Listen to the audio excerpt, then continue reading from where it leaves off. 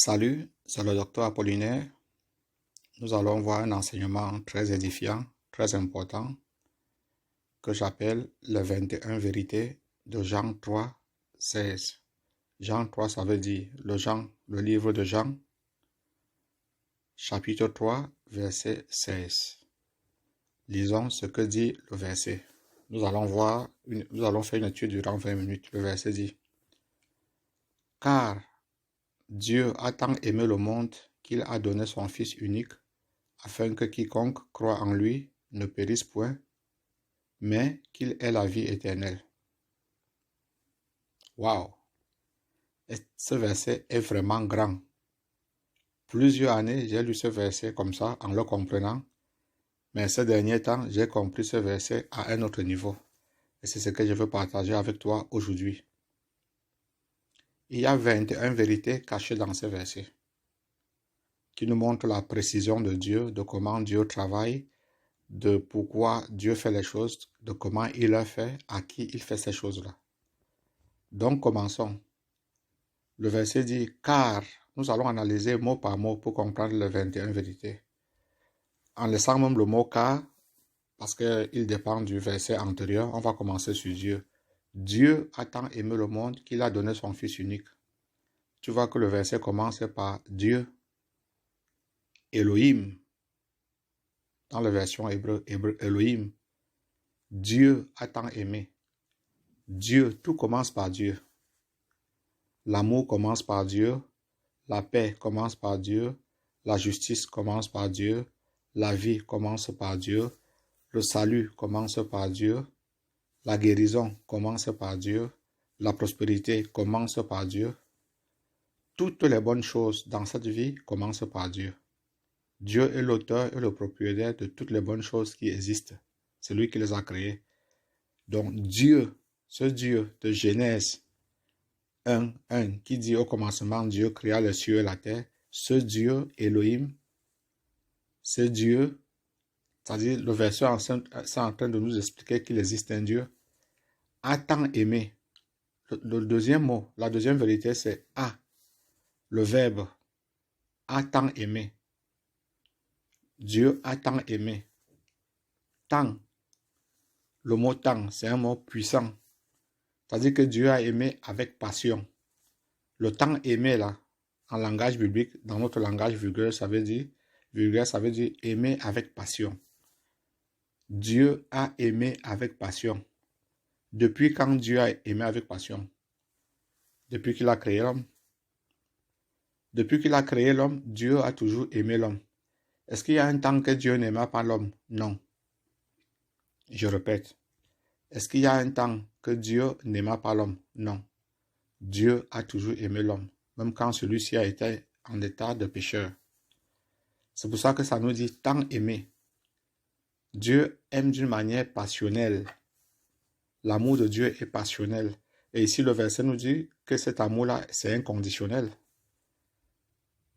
Indépendamment de que nous aimons Dieu ou pas, Dieu nous aime. Indépendamment de que nous soyons conscients de l'amour de Dieu ou pas, Dieu nous aime. Évidemment, si nous sommes conscients de l'amour de Dieu, les choses prennent d'autres tournures. Évidemment, si nous croyons l'amour de Dieu, les choses prennent autre tournure. Autrement dit, cet amour est toujours là. Et il n'est activé que par la conscience et la croyance de l'homme.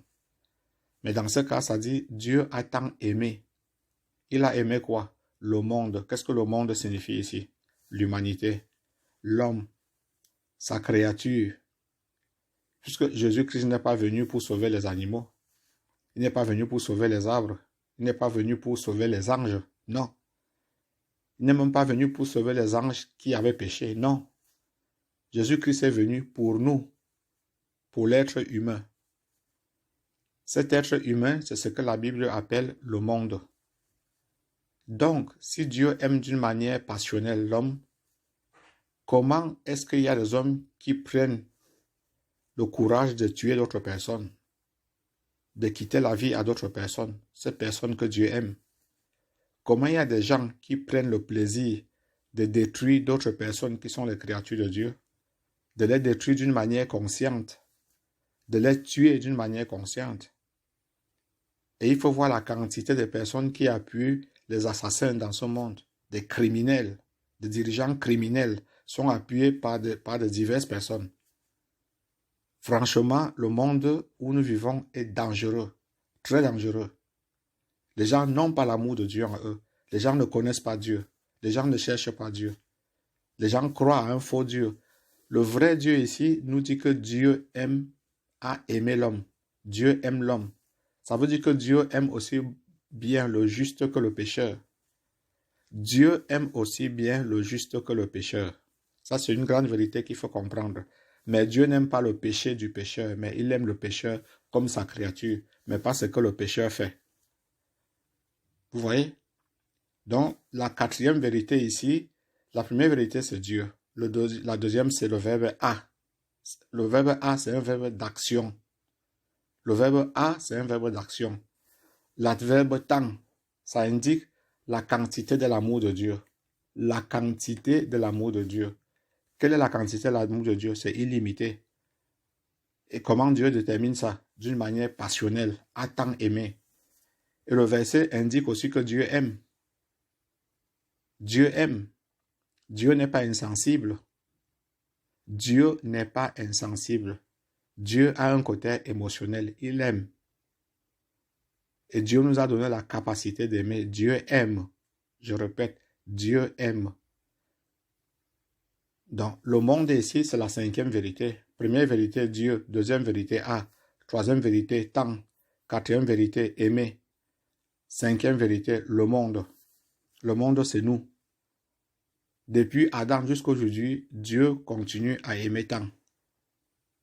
Qu'il a le même Dieu qu'il a au travers un verbe d'action. Vous voyez?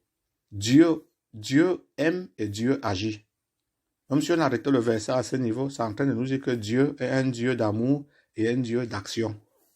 Dieu aime et Dieu agit. Je répète, Dieu aime et Dieu agit. Il nous a aimés, donc il va agir pour nous sauver. Il va agir en notre faveur. Dieu, c'est un Dieu d'action. Si Dieu n'avait pas agi, le monde ne serait pas créé. Le croyant doit être un homme d'action. Beaucoup de gens croient que la foi, ça veut dire être enfermé dans des théories philosophiques. La parole dit que si quelqu'un dit qu'il a la foi, mais il n'a pas les œuvres, c'est qu'il ment. La vraie foi, entendant foi comme croyance, amène l'homme à des actes. Nous ne sommes pour agir. Je répète, nous ne sommes pour agir. Le chrétien agit. Il pose des actes concrets, ciblés, intelligents, stratégiques, spirituels, visionnels, passionnels. Donc, qu'il a donné, il a donné. Vous voyez, l'action de Dieu ici, c'est donner. La septième vérité ici, c'est donner. Donner. Donner, c'est quoi? C'est prendre quelque chose qui t'appartient et le donner à une autre personne. Donner, c'est un verbe d'action. Et même si nous arrêtons le verset jusqu'ici, c'est en train de dire que aimer, c'est donner. Aimer, c'est donner. Si nous commençons à appliquer cela dans notre vie, nous aurons moins de problèmes et moins de stress. Aimer, c'est donner. Il n'y a pas d'amour sans don. Il n'y a pas d'amour sans don. Et le verbe aimer, c'est un verbe d'action. Retiens ça bien. Le verbe aimer est un verbe d'action. Donc Dieu nous a tant aimés qu'il a donné. Il a fait don. Il a fait possible. Il a fait disponible. Il a envoyé. Il a créé, généré son Fils unique. Bien que Jésus soit né de Marie, il a pour père le Saint-Esprit qui est Dieu. Vous voyez? Donc, l'autre vérité ici, c'est son Fils. Ça ne dit pas il a donné un Fils unique, non. Ça dit son Fils, c'est-à-dire que Jésus-Christ appartient à Dieu. Jésus appartient à Dieu. Je répète, Jésus appartient à Dieu. Il vient de Dieu. Donc le verset dit que Dieu a donné son Fils unique. Son Fils unique. Une autre vérité ici, c'est Fils, Jésus-Christ comme le Fils de Dieu. Et après Jésus-Christ comme Fils unique. Unique. Jésus-Christ est unique dans sa catégorie. Il est unique dans sa nature. Il est unique dans ses objectifs. Il est unique dans son but. Il est unique dans sa position. C'est comme ça qu'il faut comprendre le mot unique. Ça ne veut pas dire que Dieu n'a pas d'autre fils, non. Puisque nous, les nés de nouveau, nous sommes les fils ou les filles de Dieu. Mais quand ça dit que Jésus-Christ, Fils unique, non seulement il est fils par qui nous sommes fils, mais il est unique dans cette catégorie de fils. Donc, une autre vérité ici, c'est son, l'autre c'est fils, et l'autre c'est unique. Chaque mot ici, c'est une vérité. Donc, on va en arrière. Dieu, 1. A, 2. Temps, 3. Aimer, 4. Le monde, 5. Qu'il, 6. A, 7. Donner, 8. Son, 9. Fils unique, 10. Vous voyez, on est déjà à 10 vérités. On est déjà à 10 vérités. Fils unique. Ça met une virgule et ça dit afin que. Afin que, qu'est-ce que ça veut dire? Avec le but de. Avec le but de. Avec l'objectif de. Pourquoi Dieu a donné son fils Jésus? Juste pour qu'il vienne se balader sur la terre? Non. Juste pour qu'il vienne se faire voir? Non. Avec un but. Quel est le but de l'amour de Dieu? L'amour a un but. L'amour a un but. Même s'il est désintéressé, il a un but. Et ce but-là est Dieu lui-même. C'est pour ça que la parole nous dit que celui qui n'aime pas n'a pas connu Dieu. Dieu est amour. Et celui qui n'aime pas n'a pas connu Dieu. Beaucoup de gens n'ont pas connu Dieu. Regardez la vie des gens. Des vies tristes. Ils n'aiment pas. Les gens n'aiment pas. Ils sont tout le temps aigris. Ils sont tout le temps jaloux. Ils sont tout le temps dans la rivalité. Ils n'aiment pas. Ils n'aiment pas Dieu. Ils veulent recevoir des choses de Dieu, mais ils n'aiment pas Dieu. Donc, leur vie ne fonctionne pas. Leur vie ne fonctionne pas.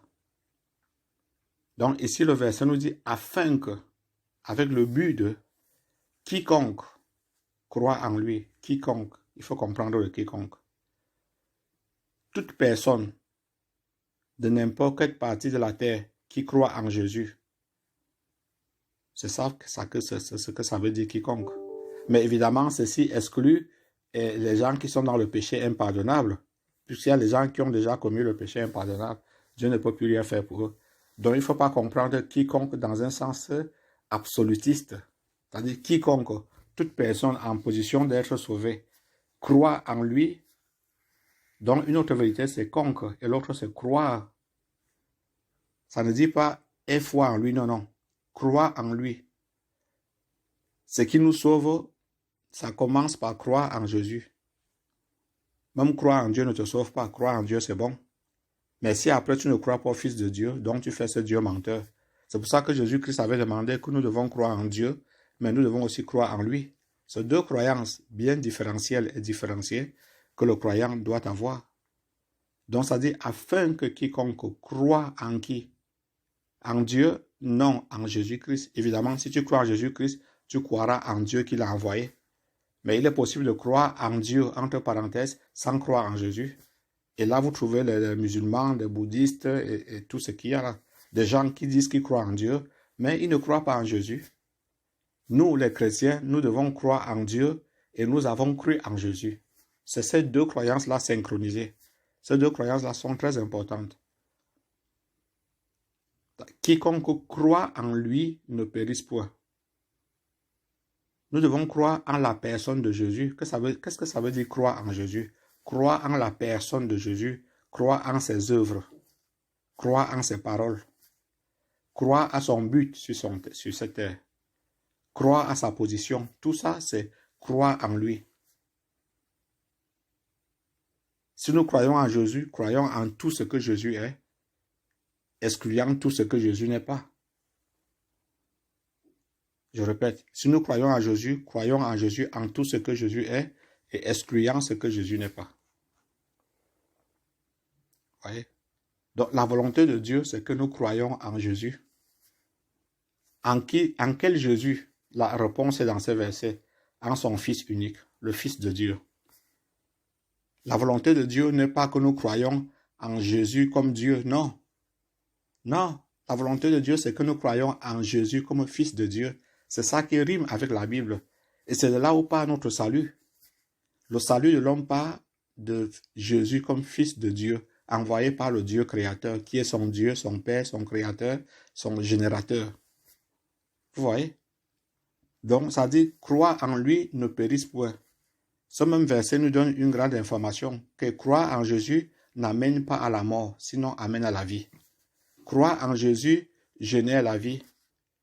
Croire en Jésus donne la vie.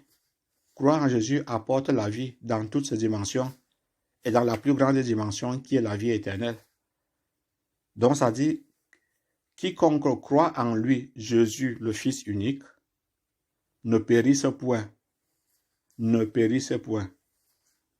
Mais qu'il est. Mais ça met une différence entre ce qui va se dire et ce qui a été dit. C'est-à-dire ne pas périr. Mais pourquoi? Avoir la vie éternelle. Mais qu'il ait la vie éternelle, c'est-à-dire qu'il reçoive. Recevoir la vie éternelle est disponible, mais comment? En croyant en Jésus comme Fils unique de Dieu. Je répète, recevoir la vie éternelle est possible, mais comment? En croyant en Jésus comme Fils unique. Ça, c'est la première partie de la croyance. C'est-à-dire, tu dois croire en Jésus de cette manière et faire ce que Dieu te dit de faire dans le livre de Romains pour naître de nouveau. Croire en Jésus, c'est la base du salut, mais tu dois appliquer la loi que Dieu te dit de faire pour naître de nouveau. C'est ça. Donc, si nous comptons les vérités ici, on en a à 21. Dieu 1, A 2, temps 3, aimer 4, le monde 5, 6, qu'il 7, A 8, donner 9, son. Son, c'est-à-dire Jésus-Christ est la propriété de Dieu. 10, fils. 11, unique. 13, afin que. 14, quiconque. 15, croit. En qui? En Jésus. En lui. 16, ne périsse point. 17, mais 18, qu'il. 19, qu'il, cette personne qui a cru, qui est née de nouveau, est, vous voyez, est, 19, la vie 20, éternelle 21, est la vie éternelle. Il n'y a pas d'autre manière de recevoir la vie éternelle à l'aide de la grâce où nous vivons que de croire en Jésus-Christ comme le Fils unique de Dieu et faire ce que Dieu dit de faire pour naître de nouveau. C'est ça. Nous devons accepter la personne de Jésus et recevoir ce Jésus-là dans nous. Et ce Jésus-là vient par faire ce que Dieu demande de faire pour naître de nouveau. Et ça se trouve dans le livre de Romains. Le livre de Romains nous indique clairement ce que Dieu veut que nous fassions pour naître de nouveau. Donc, chers amis, j'ai terminé cet enseignement. Partage cet enseignement. Partage-la aux autres. Abonne-toi sur cette page où tu vas recevoir avec l'aide de Dieu des enseignements que d'une autre part, tu ne saurais jamais. Que Dieu nous bénisse. C'était le docteur Apollinaire. Merci.